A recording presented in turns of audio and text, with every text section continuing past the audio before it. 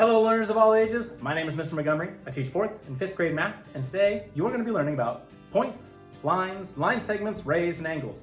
Whew, that's a long list. But essentially, we are getting close to the end of the year. We're getting close to geometry, but first we have to learn about lines and angles and all the different things that encompass that item or that topic. But first thing we're going to be going through is a lot of vocabulary. Well, here on the board I have 3 dots. We call those points. And those points have different names, kind of like a name tag. So this would be point A, point B, and point C. The next thing we're going to be looking at is lines.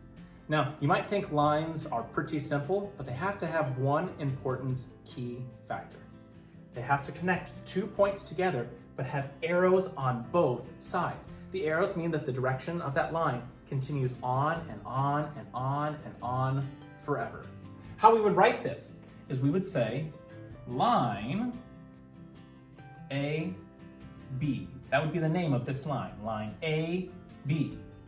What would be the name of this line? Yeah, line C, D. Next we have line segments. A segment means it's a piece of the entire thing. So notice how there's no more arrows on the ends telling us to keep going and going and going. These are called line segments. So I would have line segment A, B, and line segment C, D. You do not have to put the dots when you say the name of the line segment. Now the next thing is array. Now array is very similar to a line segment as well as it's very similar to a line, but an array has only one arrow and it goes in only one direction forever and ever and ever. Now when we name rays, we name them from the starting point. So this is ray AB, and this is ray CD. Now, if I had the arrow pointing the other direction going this way, it would be ray DC. Let's do that.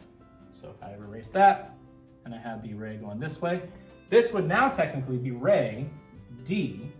You always start the name with the dot that does not have the arrow with the array. And the last thing is an angle.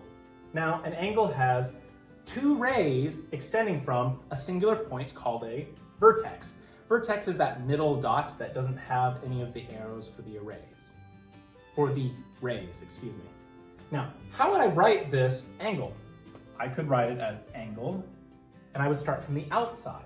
A, B, C, A, B, C, or I could also say it's angle C, B, A. Notice how my vertex is always in the center of the angle name.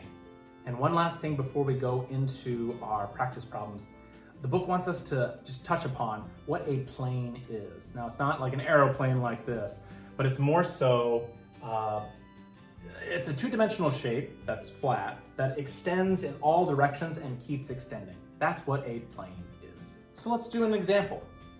I have a bunch of numbers and a bunch of different lines going everywhere. Is this an example of a point, a line segment, a ray, or an angle? Yeah, it's an angle. It has 3 points, it has 2 rays going out, and it has a vertex in the middle. What would the name of this angle be? Yeah, it could be angle IJK, or it could be angle KJI. What about this line? Is it a point, a line segment, a ray, or an angle?